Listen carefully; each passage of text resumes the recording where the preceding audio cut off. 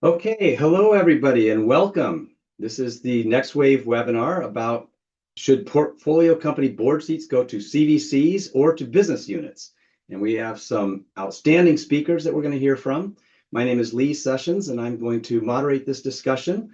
We want to thank all of you for joining. We will be taking questions from the audience that you can submit, so stay tuned for that.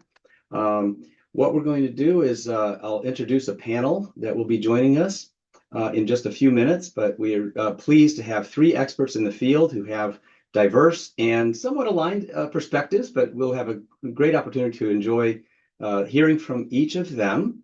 And so just to provide a little bit of context about this topic, more than half of CVCs will lead rounds and take board seats. And this number has actually been growing over time.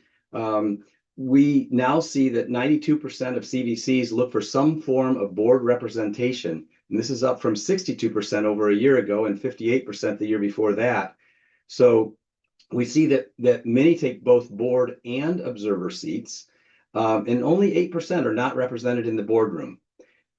We also see that basically 93% of the board seats are held by CVC investment professionals, but another 35% are held by corporate parent representatives. So that's one of the topics that we'll talk about is how do you choose between having, who takes the board seat? Is it the CVC person or is it somebody from the corporate parent? And again, only a small percent are outside of those two. So the other thing that we see happening is with this increase in the number of board seats held by corporates, we're seeing that a lot of people have 6 or more board seats, 5 or more board seats. So in some cases, it's no limits, but what we hear is that people are very busy spending time in the boardrooms, helping with company building, helping with governance, and all of those kinds of things. So we will explore some of those topics in the session, which is beginning now. I have just a couple other quick announcements to make, and then we'll get into the meat of the webinar. Then we'll go ahead and kick it over to our panelists. I want to welcome each of the panelists, and we'll have them introduce themselves. But we have John Glushik from Heritage Group Ventures, Luca from DLA Piper, and Martin from TELUS Global Ventures. Okay, so great. We'll start with introductions, and since I see Luca first, I'll have Luca, if you want to lead with a little self-introduction, tell us who you are, where you came from, and then we'll go after that. Certainly, and thank you, Lee, for having me on this panel. My name is Luca Gori. I'm a corporate partner based in the London office of DLA Piper. I'm the co-head of the Emerging Growth and Venture Capital group for the whole of DLA Piper, and I advise in venture capital transaction, M&A, private equity, and sometimes I act for the pure financial venture capital investor, sometimes for the corporate venture house, sometimes for the company raising funds. So we see the deals from every angle possible and then help the company in its own capital raising. Thank you. Great. So John, you want to go next? Hello, everyone. It's great to be here with all of you. I'm John Glushik. I'm Managing Director for HG Ventures. HG Ventures is the corporate venture arm for a company called the Heritage Group, which is a large privately owned company based in the state of Indiana in the U.S. 96-year-old company, family owned, and significant presence in a few verticals in construction, horizontal construction and construction materials, environmental services, and in specialty chemicals. We have expertise across our company in material science and analytical chemistry. We started HG Ventures about 7 years ago. I helped start the group. We set it up as a little bit of a hybrid between a corporate venture group structure and a venture fund structure, trying to take advantage of the strengths of each model, maybe without some of the weaknesses. And we feel like we've been able to execute pretty well on that. So around for about 7 years now, we've put almost $350 million to work into venture investing. We focus on investing in companies where we can help. So our focus is adding value. And that value is typically delivered through the expertise on our team and the great domain expertise and technical expertise we have across the Heritage Group. Great. Well, thank you and welcome. So last but not least, Martin. Thanks, Lee. I'm Martin Chesky. I'm an investment director and partner with TELUS Global Ventures. We're the CVC arm of TELUS Communications, which is a Canadian We're a telecom provider based out of Vancouver, Canada. We invest globally outside of the Canadian domestic telco footprint in areas like digital health, digital ag, IoT, cybersecurity, AI. This is our 25th year of operations. We have about $1 billion under management across 85 portfolio companies. And we probably have just north of 30 board and observer seats across our portfolio. We really look at the board seats, both the specific as a governance vehicle, but also as a value creation lever. And so I'm excited to talk about some of our objectives under that today. Great. Well, so let's talk a little bit about what's kind of behind the scenes with respect to the growth of CVC board and observer seats. And, maybe, I don't know, Luca, if I could put you on the spot to start, but what do you see happening with this? And, what do you think is behind the change, and how is this shaping corporate governance or venture governance? Thank you, Lee.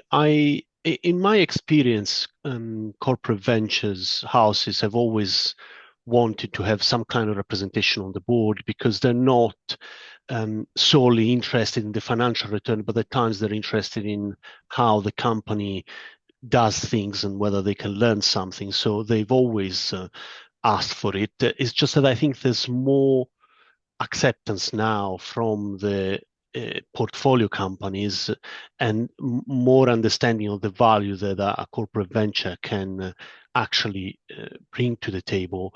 And therefore, I think people are more easily accepting board observers and directors from the corporate ventures. That I think the will was always there to be represented, but previously there was a bit more resistance, I think.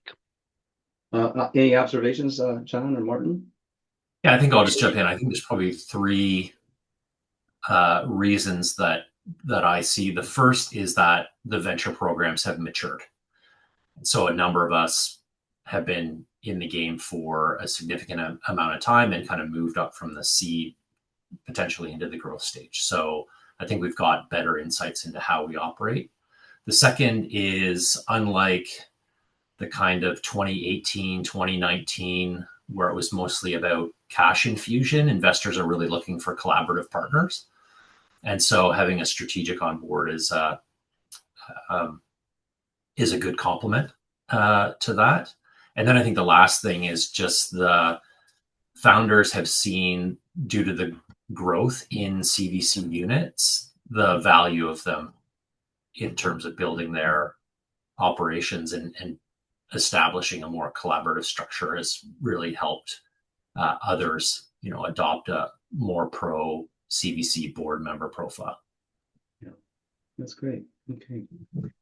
So, let's start into with this with, how do you just, I know you each take a slightly different approach, especially, John and Martin, with respect to whether, like, who holds the board seat. So maybe, John, you could start with a little description of what your approach is about how you decide who takes the board seat, if it's either the board seat or the observer seat. Yeah, and we do have a focus here where we take the board seat from within the venture group. And I know we'll hear other perspectives on participation from the business unit, but when we just think about, okay, is it appropriate for us to take a board seat? There's a number of things that go into that equation. The first is what's our involvement in the deal, right? A lot of board representation is about governance and about control, or at least sharing in control, right? So we have a lot of discussions within syndicates and with the entrepreneurs we invest in around what's the right structure for the board, and is it appropriate for us to serve on the board? So that's the first question. Do we take a board seat? Do we take an observer seat? We talk about time requirements within our team, so there's always a question around bandwidth and managing that. But I think at the end of the day, it's really a collaborative discussion with the management team, right? This is not a decision in a vacuum for the corporate venture group or the parent to say, hey, should we take a board seat? You're working with a management team, and you want to have the proper expectations around how do we add value, and what are the things we're going to need to manage around with regard to conflicts if those exist, and have a discussion with the rest of the syndicate and come to a decision in a group and get aligned on whether or not it makes sense to take a board seat. And we'll talk later about should that be an observer seat? Does that morph into an observer seat, and how do you manage that? Great, thank you. Okay, Martin, what's your approach at TELUS? I'd agree with everything that John says in terms of the foundation and fundamentals. One of the knocks against corporate venture taking a board seat is that there's turnover, right? We see that within our teams. People in the CVC unit, sometimes come and go, and so it swaps out board roles, and that creates, some concerns for founders. What we've tried to do is develop a very methodical approach that we share with our founders and other board members from day one. So we typically start with one of our investment team members that joins the board. They work with the board for 6 to 12 months, really understand the makeup of the board, understand the roles. They understand actually how the company works from the inside governance point of view. And then at that time, we determine, is this board seat better off to stay with the CVC unit prime? Is it appropriate for our business unit counterparty to interact? Is it even appropriate? We do have some third-party proxies that operate on a couple of our boards. Are they going to deliver the most value? I think that that's what we try and focus on with the founder and the other syndicate. Is there are different points where different perspectives add the most value, and we're trying to place that person on the board at the right time. Okay, great. So let's tease out kind of two different concepts. So first is board versus observer. A voting board member versus a board observer. What are the considerations between when you should try to have one or the other? And maybe Luca, if you could take the lead on give us some perspective on this. Certainly, and I would say that there is a significant difference between the two, and before even considering whether you want to be on the board or an observer, you should take some advice, as to the differences and the different responsibilities that your role would entail, and therefore, the board is subject to duties that are generally set out in some code in whichever country you are being appointed as a board member of, where the company resides, whilst the observer, if it's true to its name, it should just be observing. Maybe it can speak, but it doesn't vote, doesn't direct the company, and doesn't have any duties to the company other than possibly some confidentiality duties that are very basic and very easy to comply with. So the difference is quite fundamental, and whether you go for one or another is more or less the same reason as Martin and John are mentioning, in terms of what people you have, whether that can help with the company, what kind of situations you're in, and whether the board is too busy and doesn't want another board member and prefers an observer, or vice versa. There might be too many observers and not many board members. So, and there isn't a right or wrong answer to that. It's just that different roles have different responsibilities, and even a board member in the US had a certain risk of litigation that a board member in the UK wouldn't, and that in Germany would be slightly different, and that's where advice is fundamental to understand your role. Absolutely. Okay, great. Yeah, and I think it's important to understand that fiduciary piece, right? Like Lucas said, there's differences by country, but I think regardless of the actual law, I think that concept of being a fiduciary for the shareholders is fundamental to how any board member must behave. And I think that's really when you get into the meat of kind of why what it means to just be an observer versus a board member. If you're a board member and you have potential conflicts, then you're going to have to manage those conflicts. You're going to have set expectations with the rest of the board and the management team on how you're going to manage those conflicts, because you do have a duty. And as Lucas said, in some cases, there's legal consequences. So it is a meaningful difference. And there's often a trade-off in terms of kind of control, but especially when you get in discussions around business unit leaders taking over board seats, I think it's really important to understand the position that they're in, if they are in fact on the board as opposed to being an observer. Great, thank you. Yeah, and we had a couple questions in the chat, in the Q&A. Thank you for those who submitted those questions around those potential conflicts of interest that could arise, and recognizing that it's particularly challenging if those board seats may be held by a business person. I'd love to hear some perspective of how you in your organizations have helped to manage or avoid those potential conflicts. What is your approach? Martin, you want to talk a little bit about that? Sure, I'll lead it off. We often have business unit parties serving on the boards, and oftentimes we'll have a member of the CVC serving as an observer, and they work hand in hand, very complementary. I think for most of our portfolio companies, our business unit counterparts are very much welcome on the board seat. We're there to drive strategic growth and value to the company. So I think that we've had very few instances of conflict. There are some cases where we've been asked to keep the CVC, like our venture partner, on the file, and for competitive reasons or product roadmap reasons, and that's fine. I think it comes down to training. The business unit, most of our corporate venture teams are trained on what it means to be a board member, what it means to be a good member, a good observer.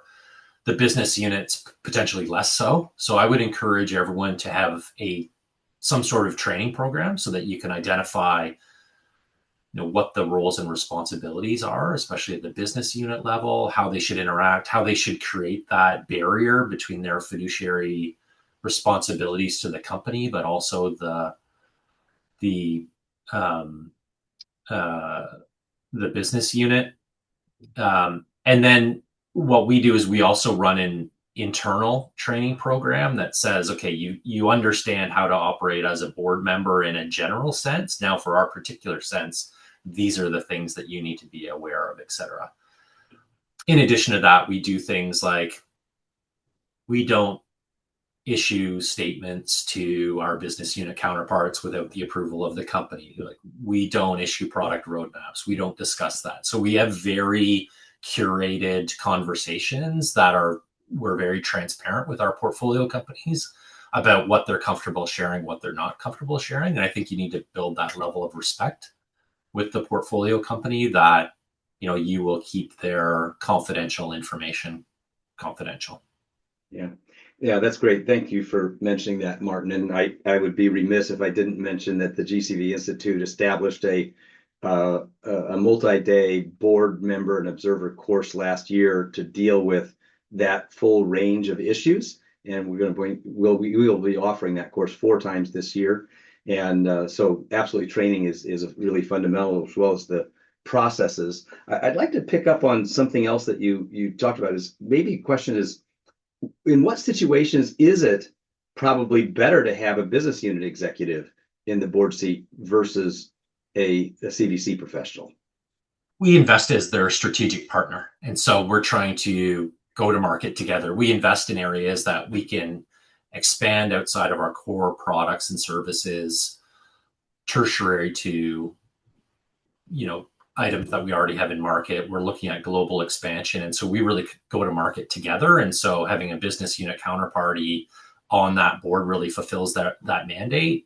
Our objective as a CVC unit might be different than some others, that we're very strategic in terms of our investment profile. If you potentially take a more financial posture, there may be a little bit of a difference in terms of your approach.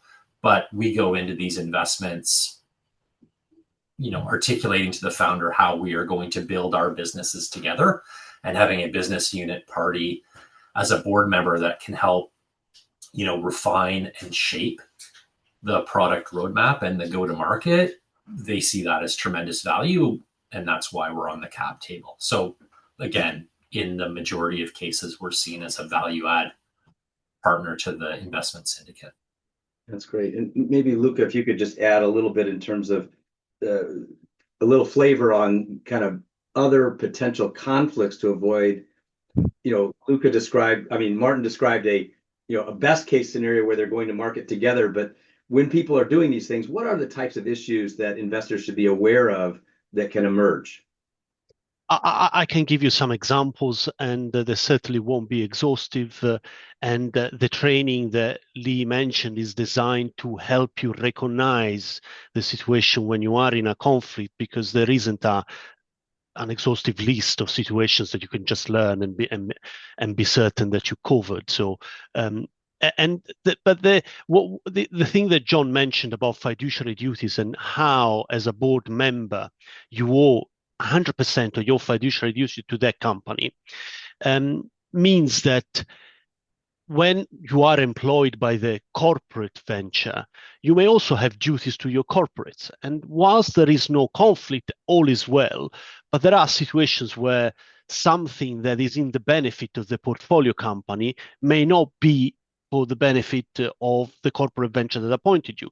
And there could be some examples.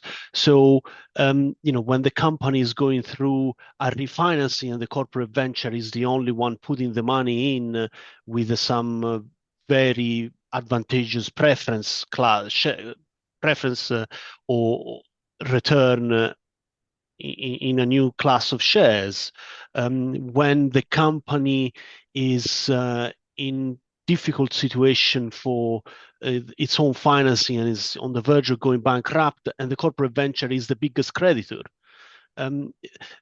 When they are competing or with a public procurement bid, and both the corporate venture and the portfolio company are going for the same type of contract with the government, and how what information do you share? And then there's all the situation that I think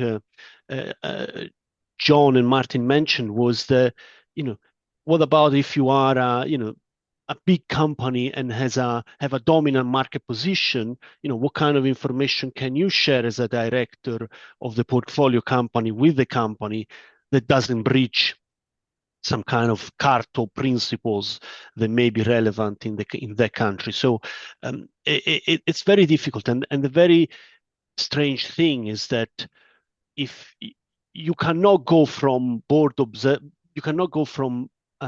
board director to an observer by accident, but by accident you can go from an observer to a board director very easily, and that's why it's quite kind of people should know what they are and what that entails before they get appointed. Yeah, there's always going to be that conflict, right? I think we all recognize in the corporate venture world that there's going to be some level of partnership. There's a collaboration. So I think it's just it's managing that and looking at the extent of where the conflicts are, because like Lucas said, we can train and we can manage those conflicts, but if it becomes overwhelming, now you're hurting the board, now you're hurting the company, right? Because you're not adding as much value as maybe adding complexity. So I think the situations where you want to try to to put people on the board is when you see maybe a minimal level of conflict, where the corporate is not a major customer or major partner, where there's continual negotiations going on between the portfolio company and the corporate. Maybe you have a recognized industry leader within the business unit that can add credibility, right, and help the company. And I go back to what I said previously about this discussion with the management team. What is the value that they're looking for? What can you deliver? And maybe you can deliver that through a business unit leader and manage the conflicts. But that conflict is always going to be there. You are an employee of the parent, and you're a board member of the portfolio company. And again, to go back to the fiduciary piece, when you're in the boardroom, you have to act on behalf of the company, even if it's to the detriment of your employer. And that's just a really important training message to get across to everybody, and not just the business unit, but to corporate venture groups too. Mm-hmm. That's great.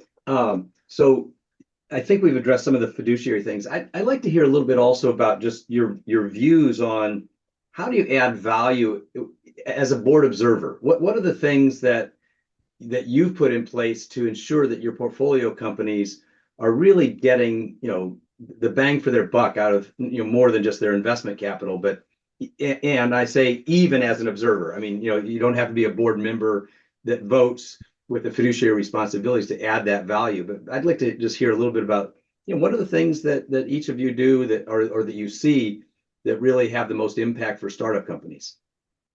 We probably do. I'll highlight a couple things that we do, and maybe Luca will comment and say, is that more a board director role than an observer role? But sometimes we'll take positions in companies where we have a sub 5% equity investment in the company, and the cap table is fairly broad, might be an early stage. And so there is no clear majority leader, even though there are board directors. There's no clear majority owner outside of the founder. And so sometimes we'll act as the catalyst in that situation where we'll bring the board together, we'll help support in-camera conversations, we'll lead a consortium of some of the board members. And we do it from a perspective more so of asking questions rather than giving the solutions and just talking about the what if scenarios. So I think that's one area where we can add context as an observer.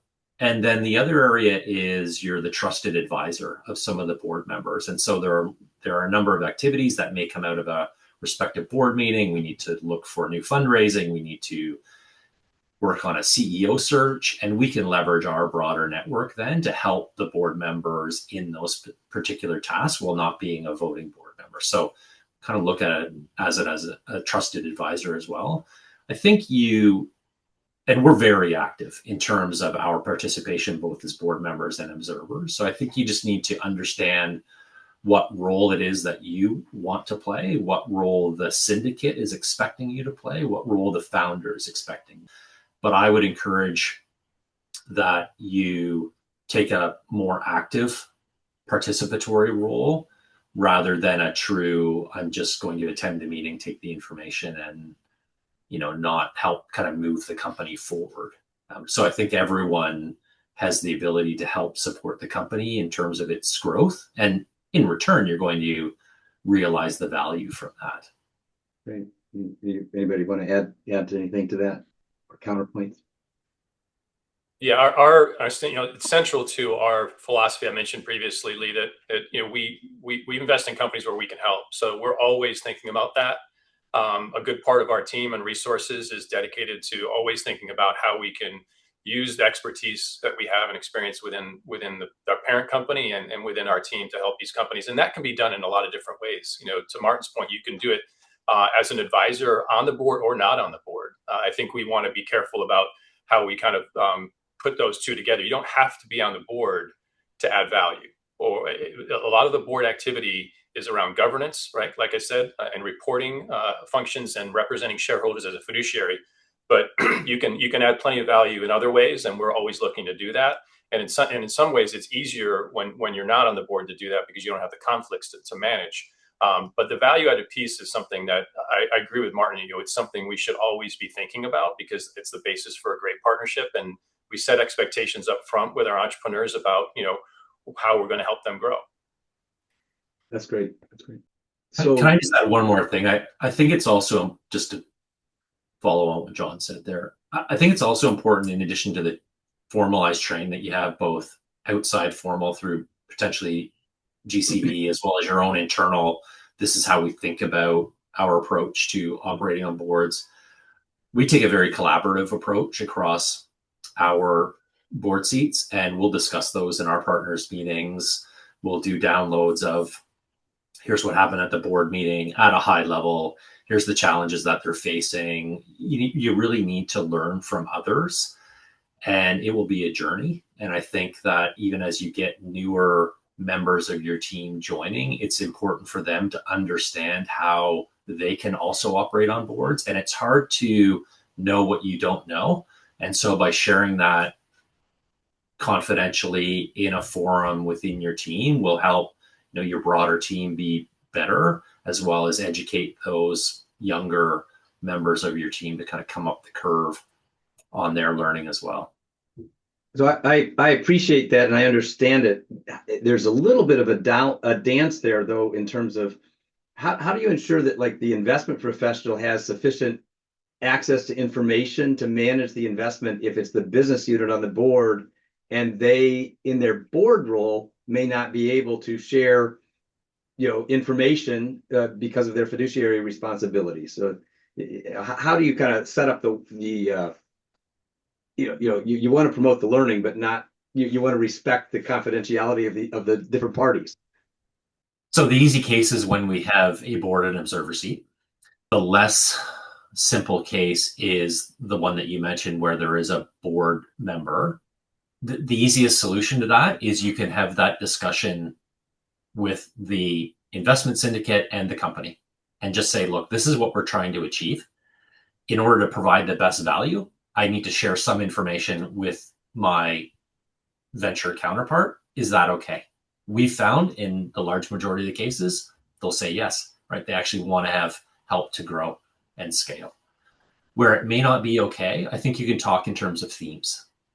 So this is the challenge that the company is facing. How might we deal with that? Or this is the challenge that the company is facing. How else have we dealt with this similar situation without getting into the specifics on the company? I think the last thing is the way that you structure your investment documents and or side letters.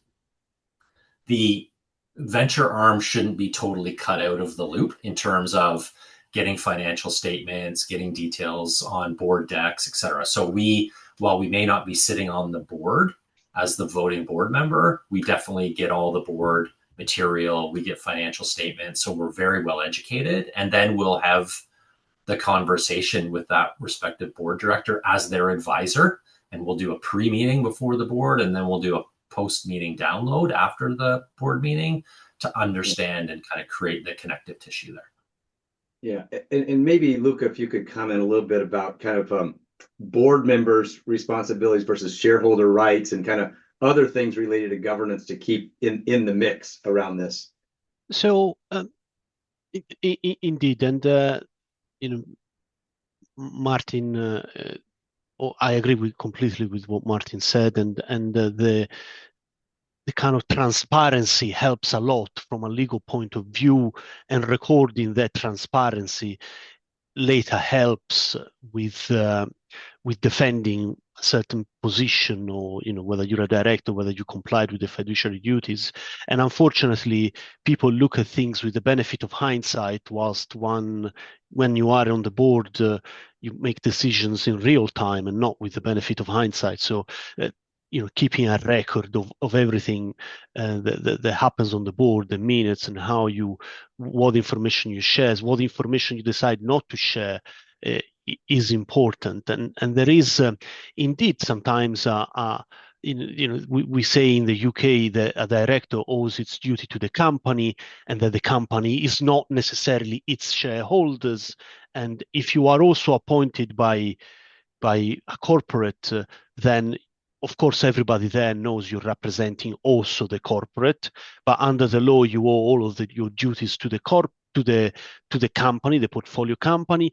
And most of the times it is possible to address the potential conflict of interest, or the actual conflict of interest, by taking some precautions. And Martin mentioned, kind of being transparent, making sure the corporate is actually not putting the director in a position of conflict. So not revealing everything about the corporate to the person you have appointed on the board. This is specifically important when you have an M&A where the corporate is potentially the buyer of the portfolio company, and you can't have the board appointed member being party to the negotiation on the sell side and on the buy side, because that's clearly untenable. And in the very few occasions where those conflicts cannot be resolved, and the main judge of that should be the director himself or herself, he may have to resign.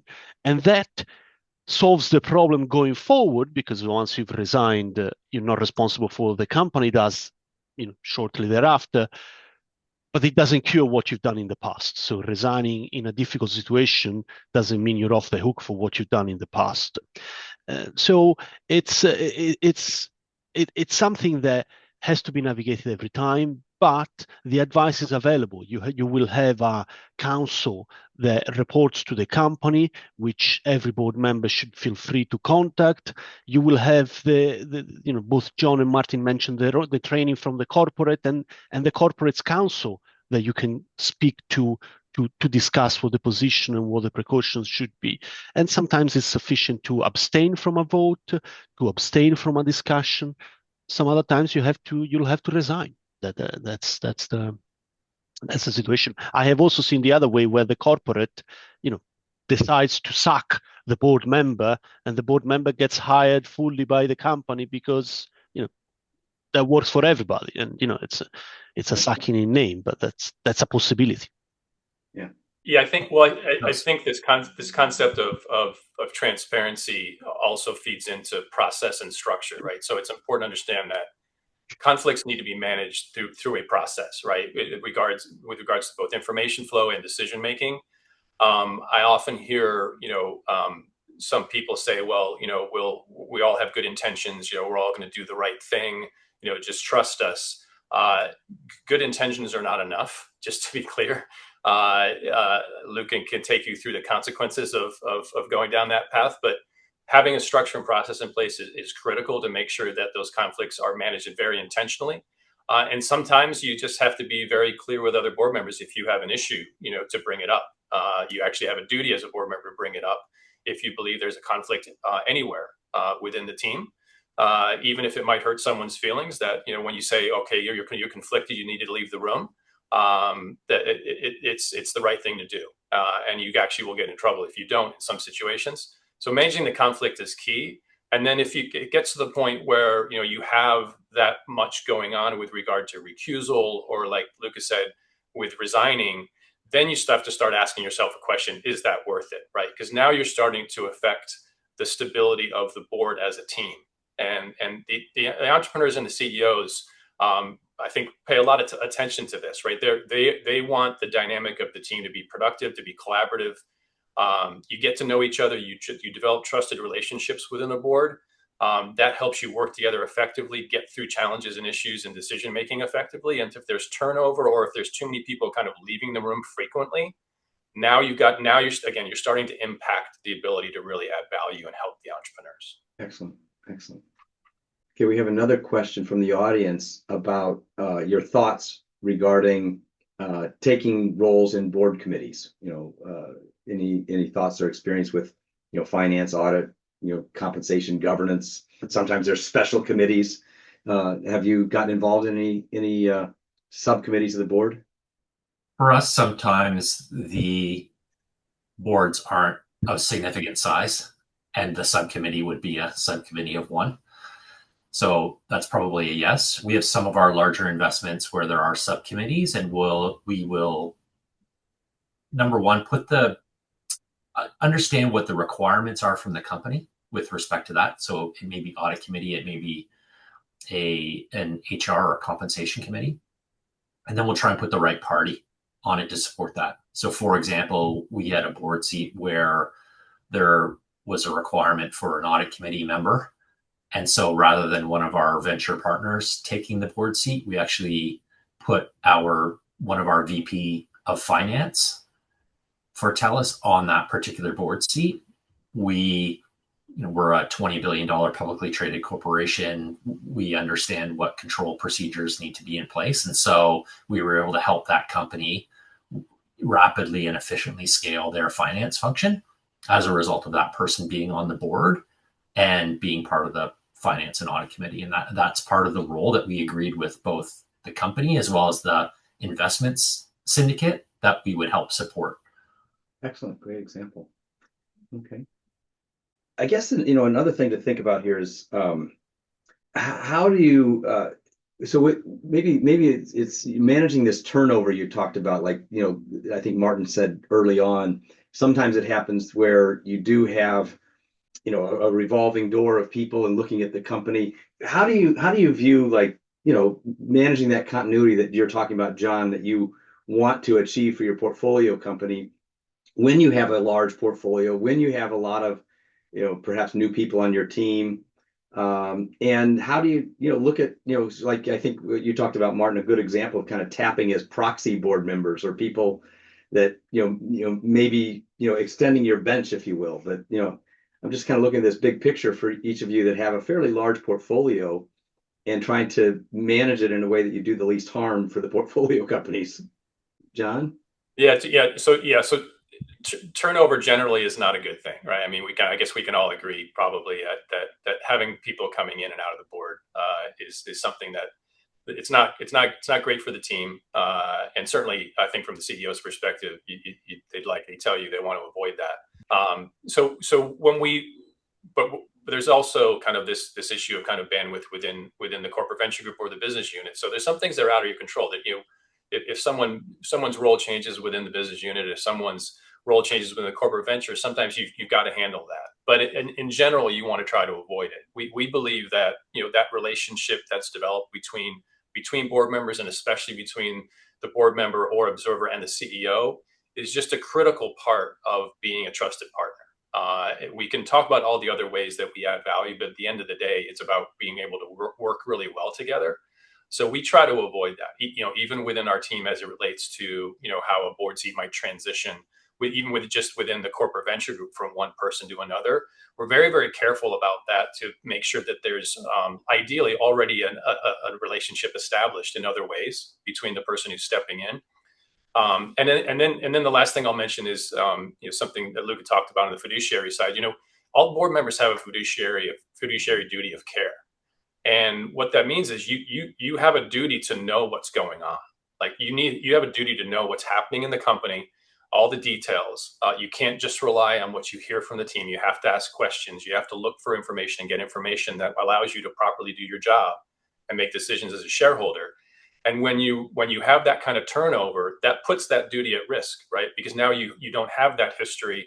You don't have the background, and in some cases, you have to digest a lot of information to really properly execute on that duty.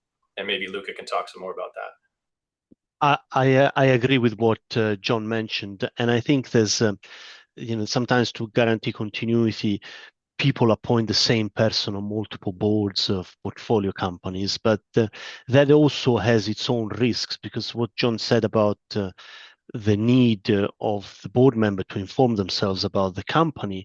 If you are on 30 portfolio companies, are you really reading 30 board packs from the first page to the last, every time there's a board meeting, and what other information is needed for you to carry out your fiduciary duty?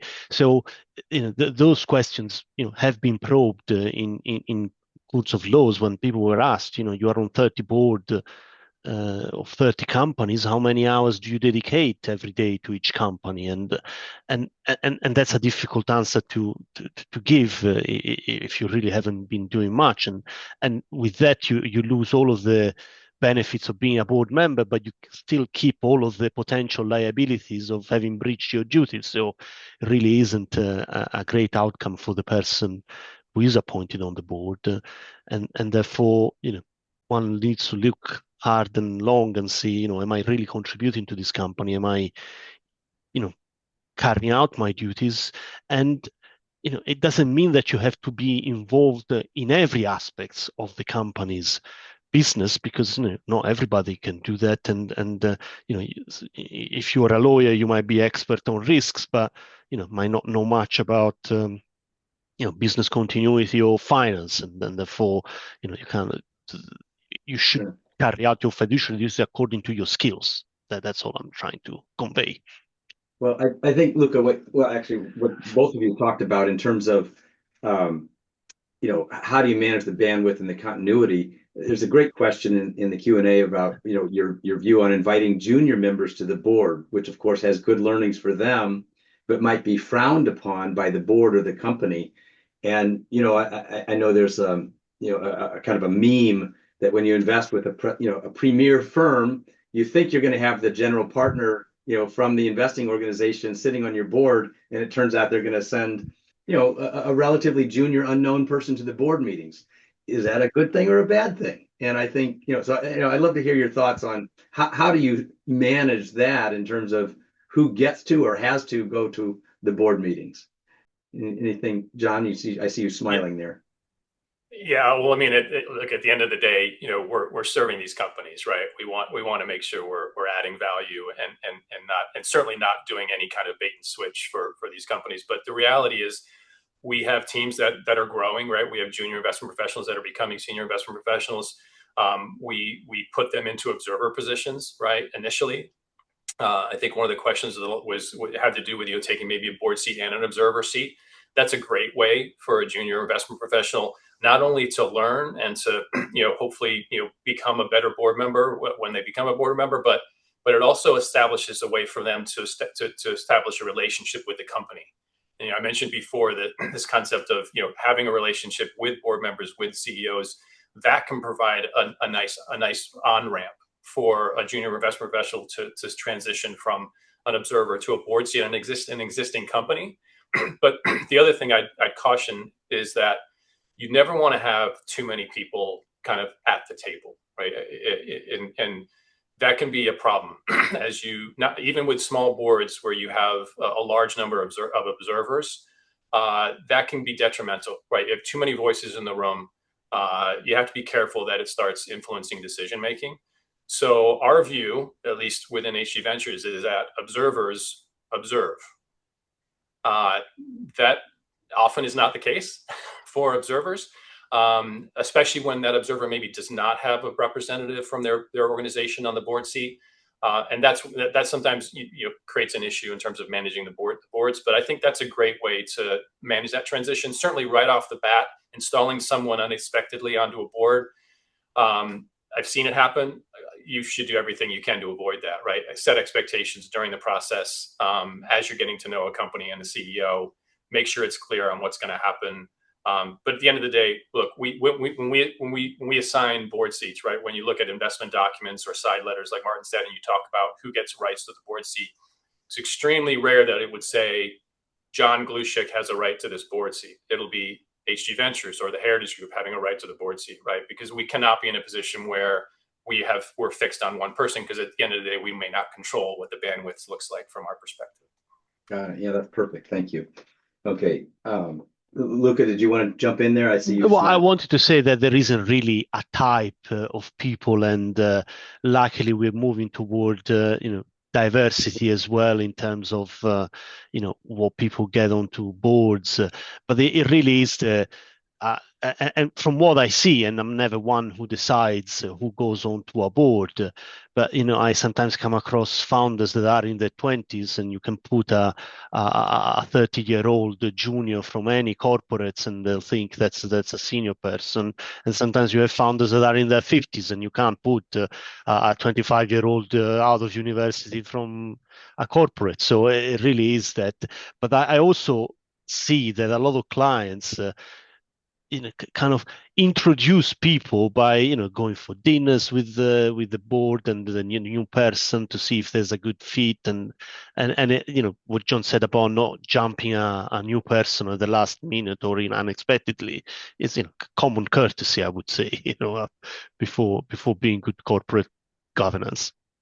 Yeah. Okay. So last but not least, Martin, I see you smiling now. So is there something it sounds like you have a formal process, but is there a little chemistry involved as well? For sure. I agree with everything that the others have said, and we follow similar guidelines. I think the only thing that I would add is that when you enter in these investments, it's typically an 8 or 10-year cycle and relationship. And you want to build that relationship from the start. And that starts with the board member and or board observer. And so you need to be on the same page and get support from the founder, the leadership of the company, and the investment syndicate in terms of who you're going to put on the board, what role they're going to fulfill, what value they're going to add.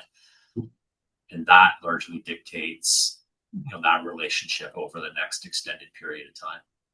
Good. Okay. So we have another question in the chat. There's kind of some interesting things. There's 2 questions. Actually, there's a whole bunch of questions coming in. So let's hear first. How about dealing with distressed portfolio companies? Anything in particular around that topic? So I can tell you that nobody on this call invests in those, I don't think. So Luca? What I can tell you is that when you are in that situation, usually the board appoints a set of lawyers to advise them, because the duty in a company that is in distress goes from owing the duties to the company and its shareholders to owing the duties to the creditors. And and the and it's a difficult situation for the company. But one of the crucial things that the courts look at after the company has gone bust, because obviously if the company survives, then the distress is over.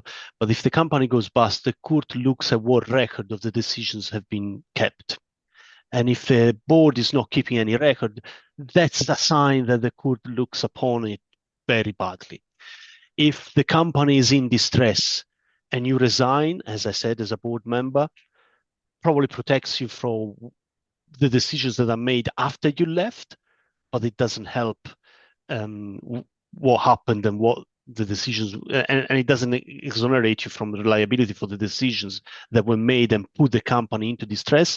And actually, the court looks upon it very badly. It seems like you abandon the sinking ship instead of trying to fix the situation. So it generally isn't a good idea just to resign. And the other one is take advice, because whilst nobody knows the future, the court always looks at what you've done to make sure you took a reasonable decision. Whether that was the right decision or not, it's impossible to tell, but did you take advice from the right people in taking that decision? And as a board member, you won't be proficient in everything. So taking advice from other board members, the corporate, a professional restructuring outfit will help protect the person from personal liability. That's great. So these are the kind of nuanced issues that we get into. I want to read another question, if I can, that is another kind of a scenario that we're sometimes faced with. It says, how do you go about supporting a potential secondary exit as an observer or director, where you need to share sufficient information with, let's say, a corporate M&A team or potential buyers to be able to facilitate a sale, while still keeping the company, or keeping the right level of confidentiality to the company? So I'd love to throw out a couple of responses to this kind of long question, but it gets into a lot of issues here. So anybody want to comment on that? I mean, usually NDAs work. You sign non-disclosure agreements with the parties that are interested.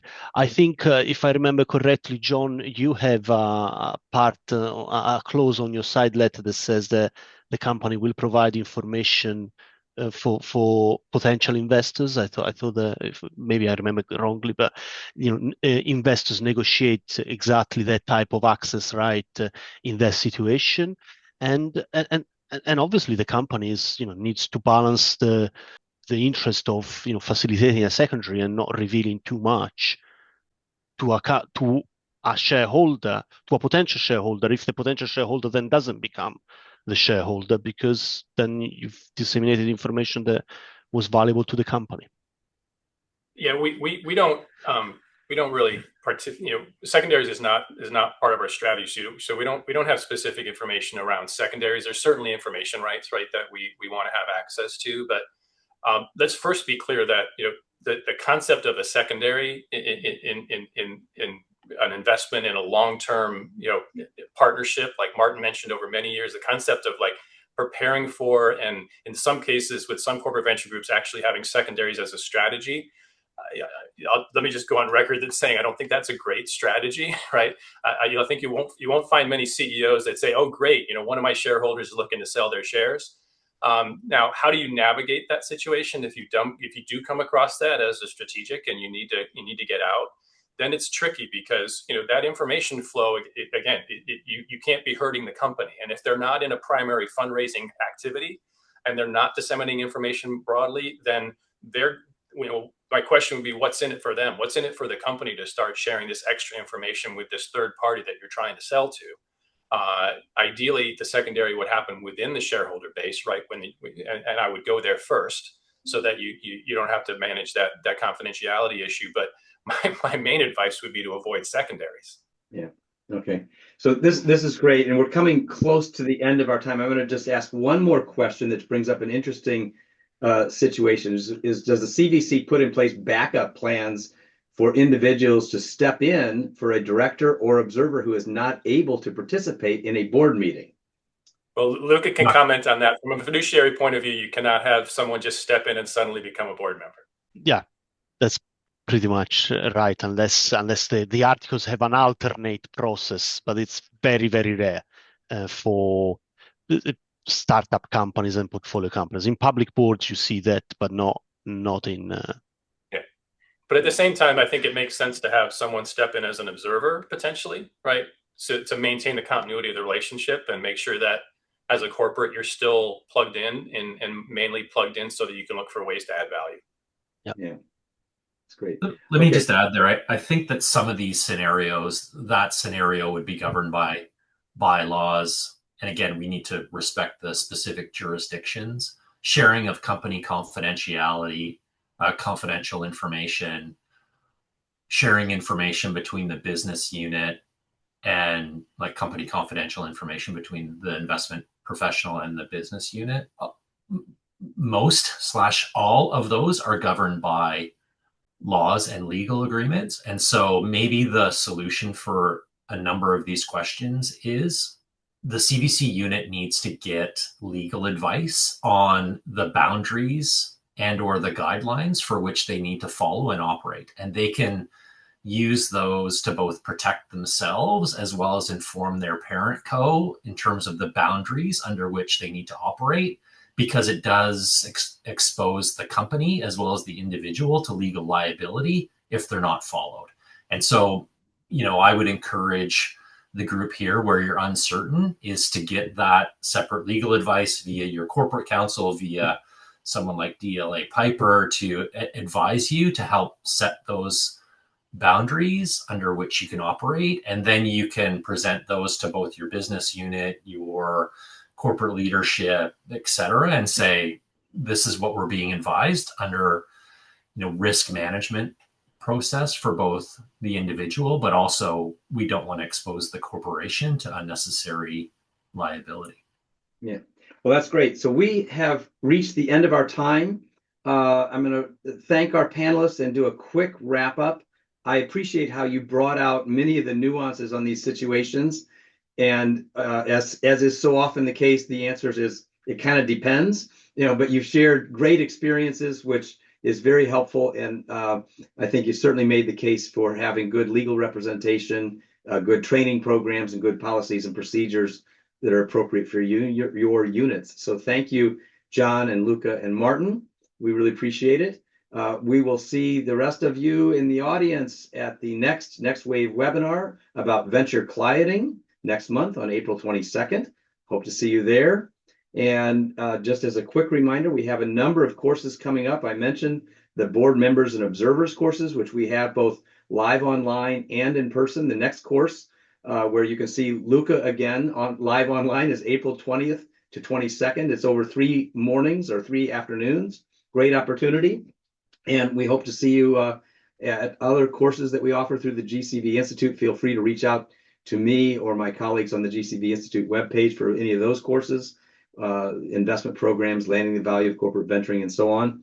And I think last but not least is we do have some upcoming events. We hope to see many of you at the GCVI Summit in Monterey, just a few weeks away, or the London Symposium, or later in the fall in Tokyo.